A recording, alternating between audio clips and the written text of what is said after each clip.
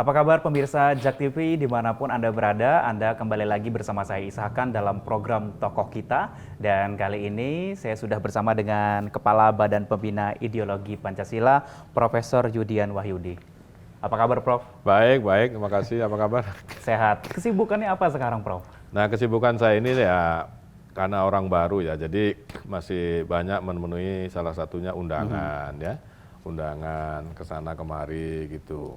Nah, jadi barangkali kalau bahasa sederhananya baru sosialisasi, memperkenalkan diri ke berbagai lingkungan kawan, kira-kira gitu ya. Jadi terbang sana, terbang sini begitu. Prof, ini di luaran banyak yang ingin mengenal lebih jauh tentang Profesor Yudian nih. Sosok profesor mungkin selama ini sudah dikenal sebagai Kepala Badan Pembina Ideologi Pancasila, cuman pengen lebih mengetahui nih, dulu kecilnya profesor ini seperti apa. Dulu boleh tahu kecilnya di mana Prof? Ya boleh, jadi gini ya, bapak saya, ayah saya itu seorang tentara angkatan darat di zaman revolusi. Nah, beliau ini orang dari Banyumas yang ditugaskan oleh pemerintah RI ke Balikpapan. Nah, ibu saya ini seorang gadis dari kawasan Yogyakarta yang sudah dikurung oleh Belanda. Itu kalau dulu tentara pelajar namanya ya. Nah, 3 hari kemudian ibu saya sudah dijadwalkan akan digantung bersama 2 temannya. Perawan-perawan semua lah itu orang belajar. Nasibnya baik, dibebaskan oleh bapak saya bersama teman-temannya.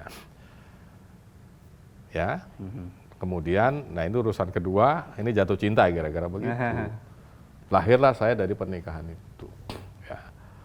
Saya anak ke-6 dari 16 bersaudara.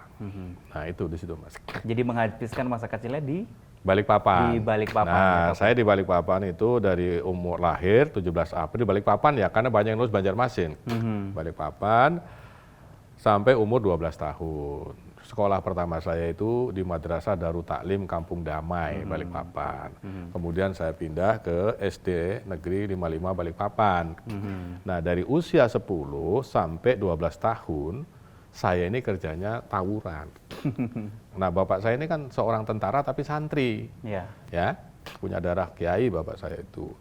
Dia sering memimpin tahlil, khutbah, ngimami. Bapak saya ini walaupun tentara gitu ya, karena dia dari unsur santri gitu. Nah, dia udah capek ngeliat saya nih. Malam itu saya ditanya, "Kenapa kok muka kamu ditutup?" Saya buka. "Kok buka enggak?" "Dikeroyok orang." "Ya sudah kalau dikeroyok udah. Kalau sendiri tambahin lagi," dia bilang. Nah, biasanya dipukul saya kalau kelahi. Tapi ingat ya, seminggu ini kamu harus saya buang ke pesantren. Nah, karena nakal tadi itu. Jadi aku ke pesantren bukan karena supaya jadi santri orang baik gitu. Karena bapak saya, ibu saya udah nggak tahan. Ya, maka saya dibuanglah ke pesantren. Ceritanya begitu. Di mana nih Prof pesantren? Nah, pesantren itu di Termas ya, di daerah Pacitan sana. Di sana saya 6 tahun. Kemudian saya pindah ke Al-Munawir di Kerapiak, Yogyakarta, 1 tahun. Jadi saya nyantri dalam arti formal itu 7 tahun. Ada rasa bergejolak nggak Prof waktu awal-awal yang mungkin tadinya sukanya main-main dengan teman-teman, suka nakal begitu, tiba-tiba masuk pesantren yang pola kehidupan kan pasti berubah total ya Prof ya? Saya begini, itu agak aneh sedikit. Ketika saya dibuang ke pesantren itu saya langsung senang, karena ada satu hal yang tidak saya alami lagi. Saya setiap malam kan dimarahi orang tua. Suruh ngaji, enggak ngaji, tempeleng bapak saya itu ya, misalnya gitu. Dan suruh ngaji enggak mau, disuruh angkat air itu. Kan dulu susah air itu. Iya. Nah, begitu-begitu. Nah, ketika masuk pesantren saya terbebaskan dari dari marah-marah itu ya, Prof. Itu jadi saya nyaman. Iya. Nah, kebetulan pondok termasuk dekat air. Saya kan suka renang di Balikpapan kan, pinggir pantai, pinggir laut. Gitu, yang setiap hari saya main gitu. Nah, itu ada itu tadi, hiburan yang pas langsung bisa berenang, main-main gitu kalau pas libur, enggak jam belajar. Nah, yang kedua, saya merasa tidak terbebani lagi oleh tugas-tugas yang selama ini diketekan ke saya. Mengapa? Ini saya katakan sekali lagi. Ya, pemerintah kan waktu itu belum mampu sekarang ini ya. Jadi bapak saya tentara, nah kemudian dia orang madrasah, nggak punya ijazah, akhirnya apa coba? Kan hampir nggak pernah promosi. Iya. Anaknya banyak. Nah maunya anak ini produktif. Iya. Nah itu loh, saya nggak ikut itu logika itu waktu itu.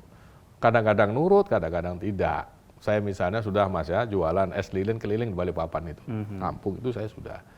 Jual pisang itu saya utuh itu diantar ke sekolah, jual itu saya ngalami. Malam jualan buah-buahan kalau musim buah di terminal Pasar Baru itu juga sudah saya. Ya. Berapa lama di pesantren jadi saat itu, Prof? 7 tahun kalau total ya, 6 tahun di Termas, 1 tahun di Kerapjak, Jogja. Kenapa bisa berbeda 1 tahun di? Ya saya pindah gitu. Ya, jadi salah satu problem pesantren itu kan begini loh Mas. Pesantren dulu itu karena pejuang ya membela negara dalam konteks itu adalah Sultan, Rakyat, terus kemudian NKRI. Mereka ini kan tidak sudi ikut Belanda. Asalnya mereka anti ijazah. Makanya pesantren itu mentanamkan kepahlawanan mereka dengan cara tidak mau menyekolahkan atau bikin sekolah yang dilegalisir oleh Belanda. Maka santri-santri, maka hari ini Anda masih melihat Kiai-Kiai NU itu pada umumnya masih tidak bergelar akademik formal. Itu sebetulnya jalur kepahlawanan yang terputus pemahamannya.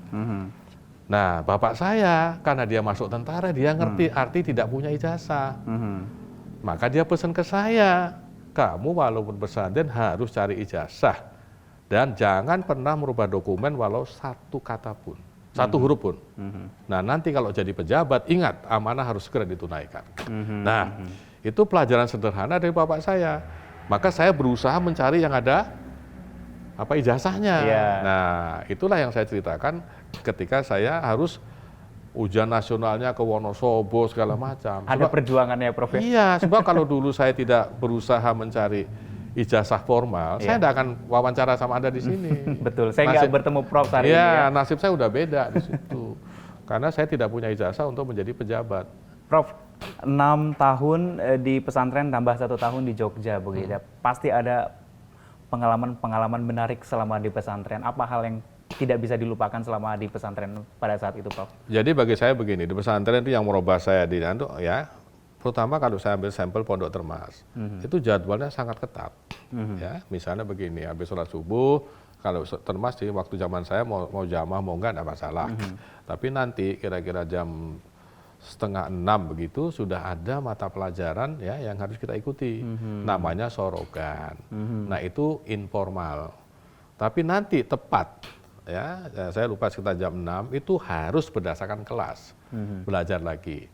Terus istirahat makan, nanti kira-kira jam 7 lah gitu, ini sekolah formal sampai waktu saya jam 1. Prof, sekarang kan punya pesantren juga ya, Prof ya. Ada perbedaan nggak, Prof? Menurut Prof, kehidupan pesantren saat ini dengan pada saat profesor dulu? Saya kira sangat jauh berbeda ya. Nanti saya teruskan sedikit yang punya saya tadi. Nanti selesai habis duhur itu ya sekolah formalnya berhenti, stop sudah selesai, tapi ada informal lagi, ngaji lagi 3 kali, masing-masing 30 menit. Nah, kita bebas ngikutin kepada, kalau bahasa pondoknya itu korek itu orang yang membaca kitab kuning maksudnya. Nah, terserah bebas ini sifatnya. Nah, yang pinter-pinter tuh yang biasanya begini nih, nah, asar bebas olahraga, maghrib masuk formal lagi, sampai isya. Habis isya bebas, ada lagi yang tadi, 3 kelas lagi, tapi bebas. Nah, baru jam 9 sampai jam 11 malam belajar lagi untuk besok pagi namanya takror atau tikror, mengulang apa yang besok akan diajarkan di kelas. Jadi sebetulnya pesantren itu sangat fokus. Sudah terstruktur ya, Prof iya. ya? Nah, sekarang saya buat pesantren. Apa yang dulu hilang atau dilawan oleh para kiai, mereka itu kan tidak sudi ikut Belanda. Ya. Gitu, orang sudi melak londo itu kalau bahasa Arabnya wa man tasyaba biqaumin fahuwa minhum. Ya, barang siapa menyerupai sekelompok orang, konteksnya langsung aja mendirikan pendidikan yang seperti Belanda, berarti Belanda. Berarti mereka sering dalil itu dipakai. Maka kiai tidak mau. Karena mereka pro kalau dulu sebelum NKRI, masih zaman kerajaan tuh ke sultan. Nah, ketika sudah berubah ke ini, mereka maunya ke NKRI. Ke situ. Tapi merasa bahwa kepahlawanan itu masih akan bisa diteruskan. Ternyata kita kan merdeka ada ijazah formal. Baik. Nah, sekarang saya melihat itu. Maka pesantren yang saya buat orientasi pertamanya adalah Baik. ya kalau hari ini menaklukkan ujian nasional kemarin ya, kalau sekarang mungkin dihapus sama Pak Menteri ya, nggak tahu nanti konsep anunya apa. Ya. Nah, tapi baca kitab kuningnya seperti pesantren. Oke, nanti saya akan bahas lagi terkait dengan tadi perbedaan pesantren sekarang dan juga pesantren dulu gitu. Ini perbedaannya di mana gitu? Kita akan bahas usai jeda pariwara berikut. Tetap bersama kami di program Tokoh Kita. Ya.